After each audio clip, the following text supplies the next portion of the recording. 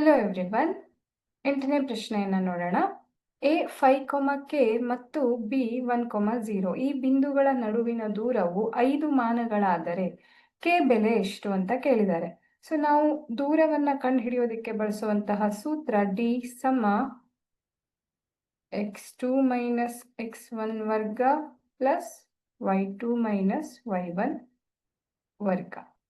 So ಇಲ್ಲಿ D ಬೆಲೆಯನ್ನು ಸಹ ಕೊಟ್ಟಿದ್ದಾರೆ, 5 ಮಾನ ಅನ್ನೋದು ಕೊಟ್ಟಿದ್ದಾರೆ.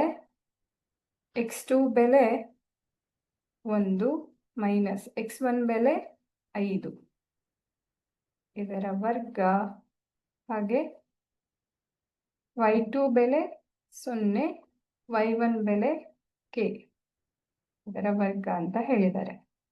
ಸೊ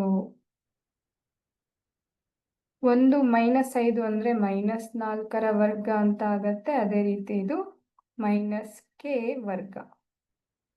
ಇದೇನಾಗತ್ತೆ, -4 ವರ್ಗ ಅಂತ ಅಂದರೆ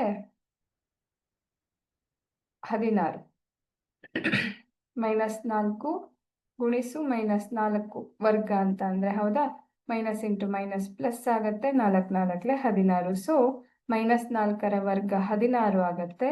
ಅದೇ ರೀತಿಯಲ್ಲಿ ಈ ಕೆ ಸ್ಕ್ವೇರ್ ಇದೇನಾಗತ್ತೆ, ಮೈನಸ್ ಕೆ ಗುಣಿಸು ಮೈನಸ್ ಕೆ ಆಗತ್ತೆ. ಸೊ ಇದನ್ನು ನಾವು ಪ್ಲಸ್ ಕೆ ಸ್ಕ್ವೇರ್ ಅಂತ ಬರೀಬಹುದು. ಇದು 5ಕ್ಕೆ ಸಮ ಅಂತ ಹೇಳ್ತಾ ಇದ್ದಾರೆ. ನಮಗೆ ಕೆ ಬೆಲೆ ಬೇಕು, ಹಾಗಾಗಿ ನಾವು ಎರಡೂ ಕಡೆ ವರ್ಗವನ್ನ ಮಾಡಿದಾಗ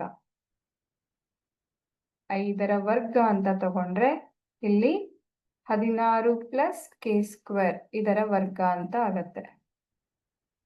5ರ ವರ್ಗ 25 ಸಮ 16. ಇಲ್ಲಿ ವರ್ಗಮೂಲ ಮತ್ತೆ ವರ್ಗವನ್ನ ನಾವು ಕ್ಯಾನ್ಸಲ್ ಮಾಡಬಹುದು. ಸೊ 16 ಪ್ಲಸ್ ಕೆ ಸ್ಕ್ವೇರ್ ಆಗತ್ತೆ. ಇಲ್ಲಿಂದ ನಾವು